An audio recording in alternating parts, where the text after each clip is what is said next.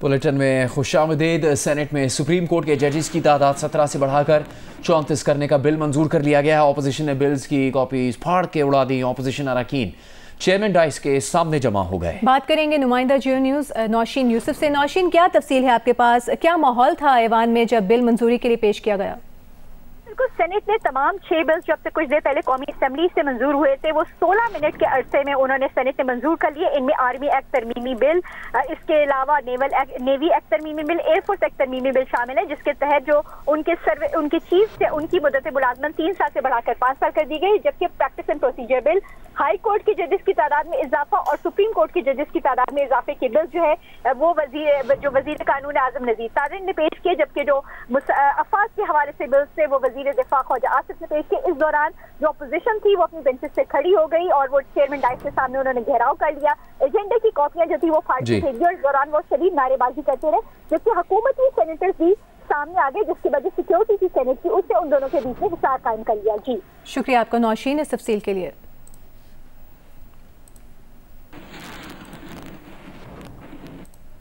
कौमी असेंबली ने services chiefs की मुद्दत मुलाजमत 3 साल से बढ़ाकर 5 साल करने से मुतालिक आर्मी एक्ट तरमीमी बिल की मंजूरी दे दी। पाक आर्मी में जनरल की रिटायरमेंट का इतलाक आर्मी चीफ पर नहीं होगा।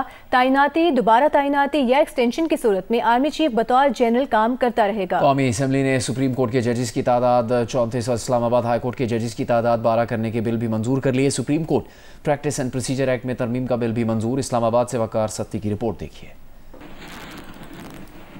कौमी असेंबली में सर्विसेज चीफ की मुद्दत मुलाजमत 3 साल से बढ़ाकर 5 साल करने से मुतालिक आर्मी एक्ट तरमीमी बिल कसरत राय से मंजूर।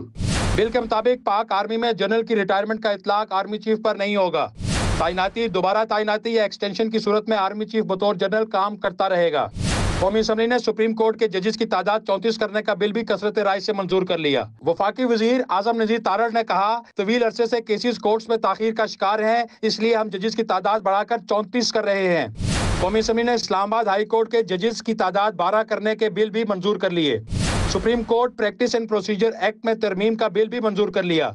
तरमीमी बिल के मुताबिक chief justice Pakistan, supreme court के सीनियर तरीन जज और आईनी बेंच का सरबराह जजेस के बेंचेस बनाने वाली कमेटी के अरकान होंगे। इससे पहले स्पीकर कौमी असेंबली अयाज सादी की सरबराही में कौमी असेंबली का इजलास शुरू हुआ तो वफाकी वजीर कानून ने अहम कानून साजी के लिए वक्फा सवालात मुअत्तल करने की तहरीक पेश की, जिसे मंजूर कर लिया गया। अपोजिशन अरकान ने इस पर शदीद एहतजाज किया और फिर कानून साजी के पूरे मरहले के दौरान यह एहतजाज जारी रहा। अपोजिशन अरकान स्पीकर डाइस के सामने खड़े होकर बिल्स की कॉपियां फाड़ कर उछालते रहे। हुकूमती और अपोजिशन अरकान में धक्कम पेल भी हुई। वकार सत्ती, जियो news, Islamabad.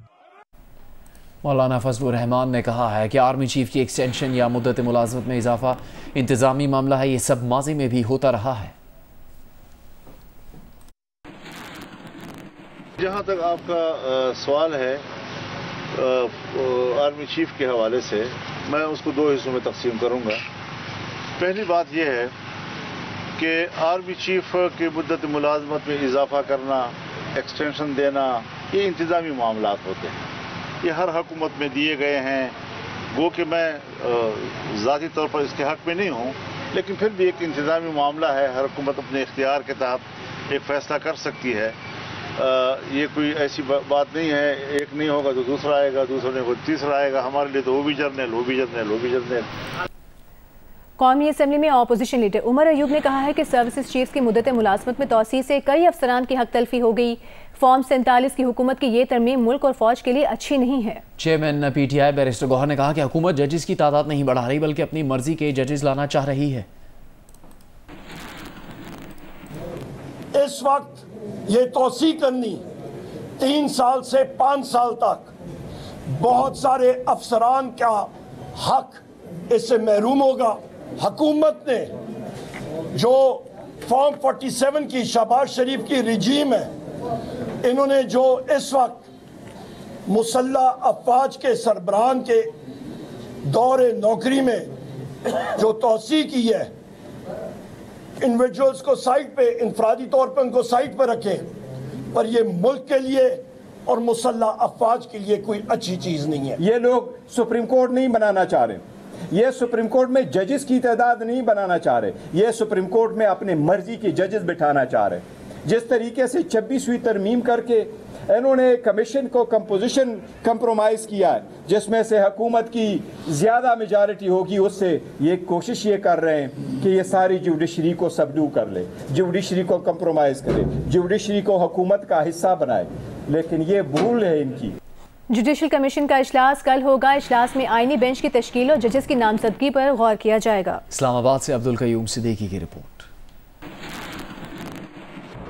Chief justice Pakistan justice Yahya Afridi की ज़ेर सदारत जुडिशल कमीशन का इजलास 5 नवंबर को दोपहर 2 बजे सुप्रीम कोर्ट में होगा।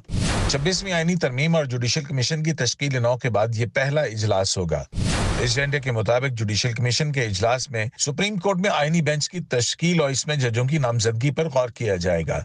कमीशन के सेक्रेटेरिएट के क़याम पर भी बात होगी। इजलास में सुप्रीम कोर्ट के justice Mansoor Ali Shah, justice Munib Akhtar, justice Saminuddin शिरकत करेंगे। वफाकी वजीर कानून आजम Nazir Tarar, attorney general Mansoor Usman Awan, Pakistan bar council के नुमाइंदे अख्तर हुसैन भी शरीक होंगे। जुडिशल कमीशन के इजलास में पीपल्स पार्टी के सेनेटर फारूक शनाइक, नून लीग के शेख आफ्ताब अहमद, तहरीक इंसाफ के उमर अयूब और शिबली फराज के अलावा खातून रुकन रोशन खुर्शीद भी बतौर नुमाइंदा शरीक होंगी। नुमाइंदा खसूसी अब्दुल कयूम सिद्दीकी, जियो न्यूज, इस्लामाबाद।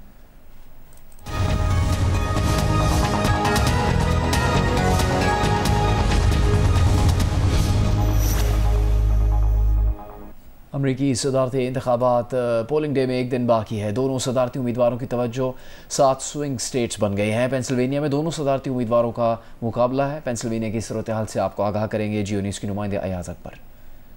जी बिल्कुल, इस वक्त मैं मौजूद हूँ अमरीकी रियासत पेंसिल्वेनिया के दारुल-हुकूमत हैरिसबर्ग में। जैसे कि आपको मालूम है कि अब एक दिन ही बाकी रह गया है। इस वक्त सदारती इलेक्शन में कांटेदार मुकाबला जो है वो मुतवक्के है। रिपब्लिकन के डोनाल्ड ट्रंप है और डेमोक्रेट्स के जो है वो कामला हैरिस है।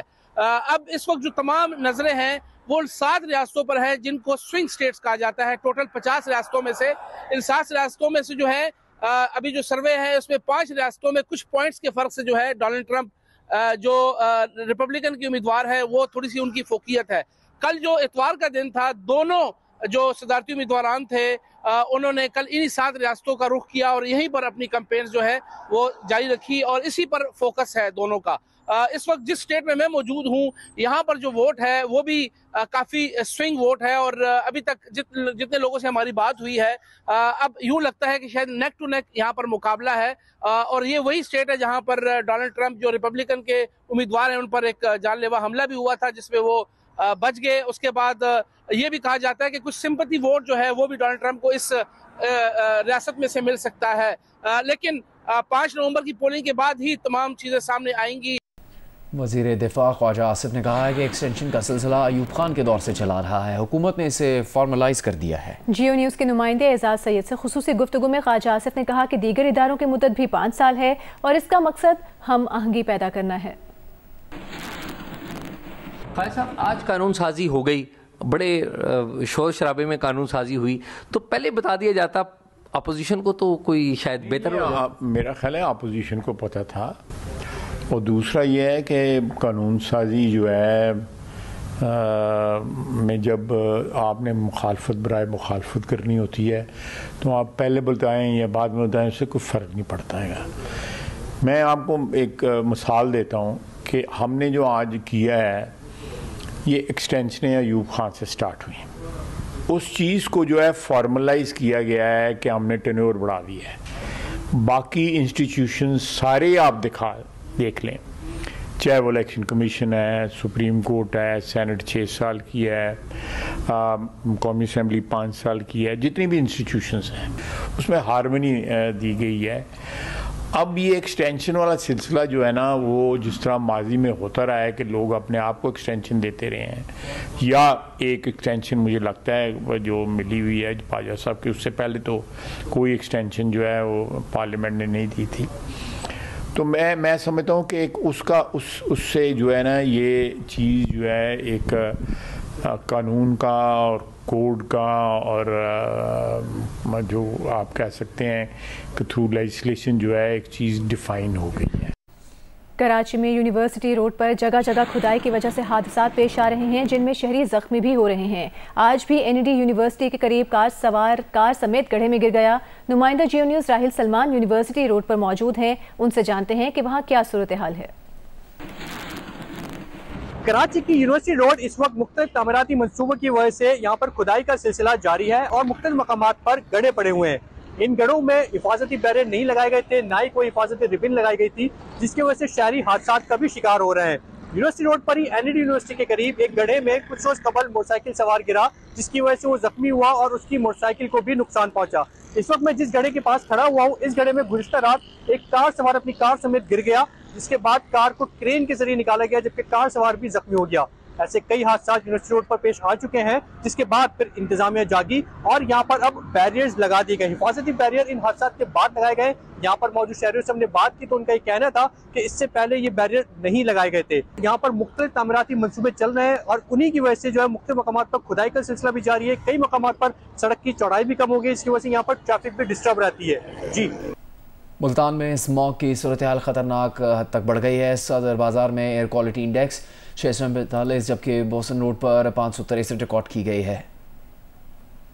जी, मुल्तान में जो इस वक्त फ़िज़ाई आलूदगी है वो इंतहा को छू रही है और यहाँ पे सांस लेना इंसानी सेहत के लिए इंतहाई मुज़र है। सारा दिन जो है वो यहाँ पे स्मॉग की सूरत हाल काफ़ी ख़राब रही है। मुल्तान के बोसन रोड के ऊपर तकरीबन 570 के करीब AQI इंडेक्स जो है वो रिकॉर्ड किया जा रहा है। इसी तरह से मुल्तान के सदर बाज़ार में इस वक्त 645 के करीब AQI इंडेक्स जो है वो रिकॉर्ड किया गया है, जबकि मुल्तान के इलाके चुंगी नंबर 9 के ऊपर इसी तरह से तकरीबन 450 के करीब AQI इंडेक्स रिकॉर्ड किया जा रहा है। मुल्तान में इस हवाले से ना कोई लॉकडाउन लगाया गया है और ना ही कोई इक़दाम जो है वो किए जा रहे हैं। जो शहरी हैं वो बहुत ज़्यादा परेशान भी हैं, क्योंकि बहुत सारे लोग जो हैं यहाँ पे मुख्तलिफ बीमारियों का शिकार हो रहे हैं और उन्होंने हुकूमत से मुतालबा किया है कि स्मॉग की कमी के लिए कुछ ना कुछ इक़दाम ज़रूर किया जाए। पाकिस्तान में 1 तोला सोना 700 रुपये महंगा होकर 2,83,700 रुपये का हो गया। 10 ग्राम सोने की कीमत 600 रुपये इजाफे के बाद 2,43,227 रुपये हो गई।